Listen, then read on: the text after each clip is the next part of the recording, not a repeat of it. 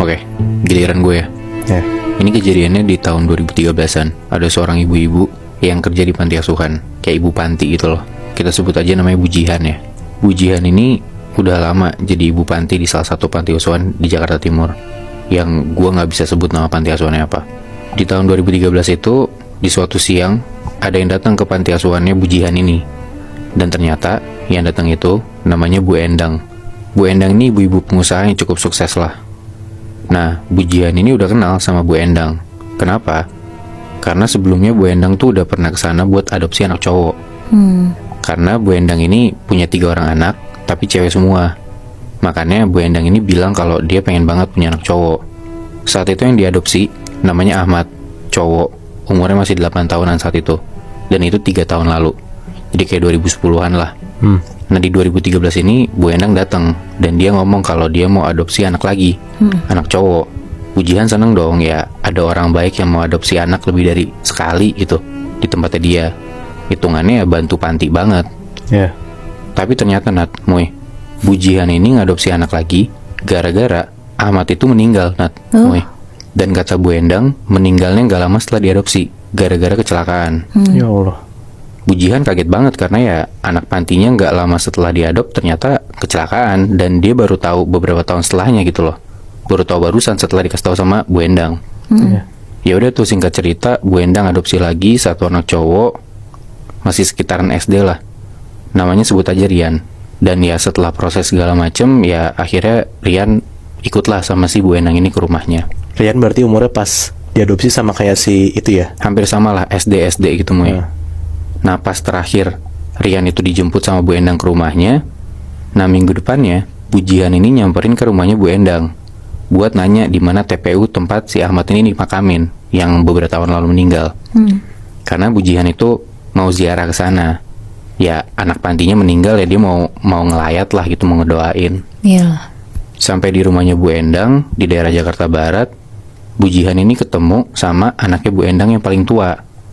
Kita sebut aja namanya Tia. Tia ini ya kira-kira anak-anak SMA baru lulus gitulah.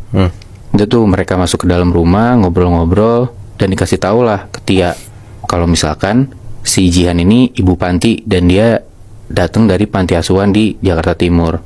Dia mau ngelayat anak angkatnya Bu Endang yang meninggal beberapa tahun lalu.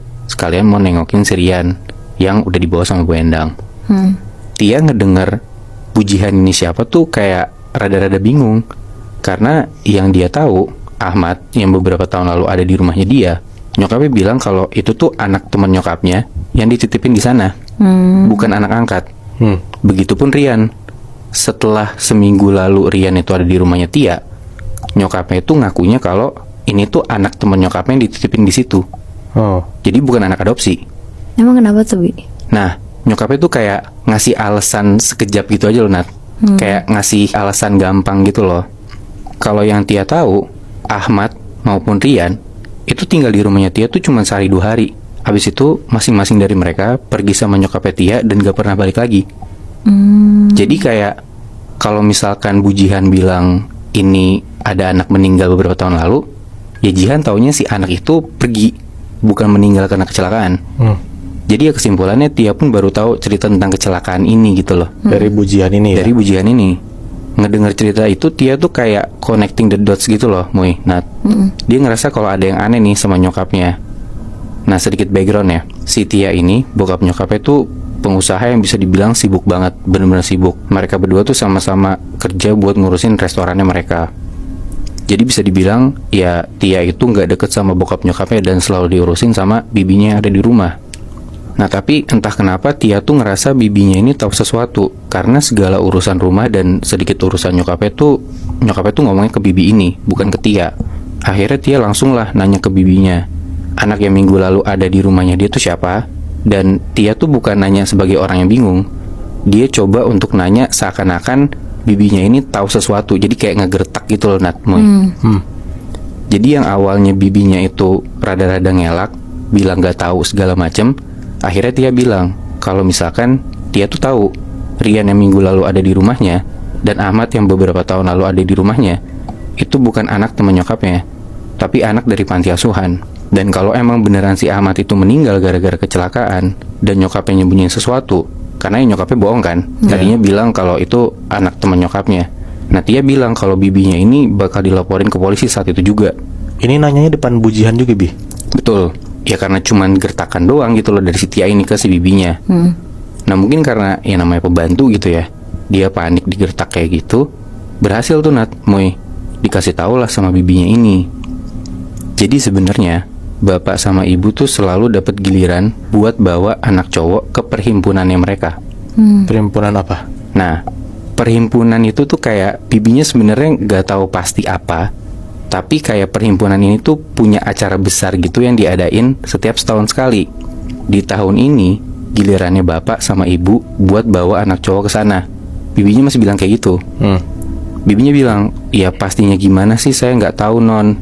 Tapi yang pasti tiap malam acara besar perhimpunan itu, ibu pasti nanya dulu ke bibi, si non udah tidur belum? Pas mau balik nih, pas nyokapnya mau balik nih dari perhimpunan itu. Kalau si Tia udah tidur, barulah bapak sama ibu tuh pulang. Dan si bibinya bilang, begitu bapak sama ibu sampai rumah, badannya bapak sama ibu tuh kayak bau amis banget. Terus bibinya bilang, bibi cuma tahu itu aja non, selebihnya bibi nggak mau tahu. Ibu pun nggak ngasih tahu apa-apa. Nah dengan info yang kayak masih setengah-setengah gitu, Tia ini masih bingung sebenarnya ini perhimpunan apa sih. Ya. Tia pun nggak pernah tahu bokap nyokapnya tuh ikut organisasi apa gitu kan. Ya dia cuma tahu bokap nyokapnya tuh punya usaha restoran dan emang bener-bener tiap hari ngurusin restoran itu gitu loh. Karena emang ya restorannya bisa dibilang cukup rame. Sisanya ya ketemu-ketemu orang mungkin buat janjian usaha atau apa, setahu Tia cuman kayak gitu doang. Dari situ ya si Tia cobalah maksa buat bibinya ini ngomong. Tapi ya bibinya nggak bisa jawab karena emang nggak tahu apa-apa. Tapi akhirnya bibinya ngomong kalau misalkan ada satu orang lagi yang biasa ngebantuin si bapak sama ibu, namanya Mang Jaka. Nah si bibi ini pun udah ketakutan gitu ngasih taunya ngasih tahu info ini. Takut si Tia tuh cepu ke bapak ibunya dan akhirnya nanti si bibi ini dipecat gitu kan. Dari info itu besokannya akhirnya Tia nyamperin nih sama si bujihan buat pergi ke Mang Jaka yang dikasih tahu sama bibinya.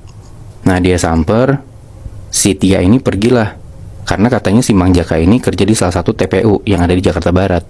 Yang mana ternyata ya setelah disamperin emang si Jaka ini salah satu tukang gali kubur di sana. Tia ngenalin diri, dia siapa, anaknya siapa. Bujihan juga ngenalin diri. Dan akhirnya Mang Jaka paham lah kondisinya seperti apa. Mang Jaka ini perawakannya kayak bapak-bapak biasa, umurnya 40-an, kurus, dan ya emang kelihatan sebagaimana tukang gali kubur biasa. Mereka ngobrol tuh di deket TPU situ. Dan Mang Jaka tuh ngasih tahu apa yang dia tahu tentang yang dilakuin sama bokap nyokapnya Tia ini. Jadi bokap nyokapnya Tia itu ikut ke dalam sebuah sekte yang mana anggotanya ini ngadain semacam upacara tiap tahun di suatu malam buat ngelakuin persembahan. Dan yang ditumbalin itu harus anak cowok. Oh jadi pakai tumbal? Betul. Nah Mang Jaka ini ngerasa ya udah biasa ngelakuin kayak gini, toh dia dibayar juga lumayan duitnya buat nguburin mayat yang abis dipakai buat persembahan ini. Nah Mang Jaka bilang setiap anak cowok yang abis dipakai buat persembahan itu lehernya selalu robek dan dadanya juga kebuka. Terus jantungnya tuh pasti udah hilang. Selain itu, logikanya kan kalau dada kebuka, darahnya agak-agak berserakan gitu ya.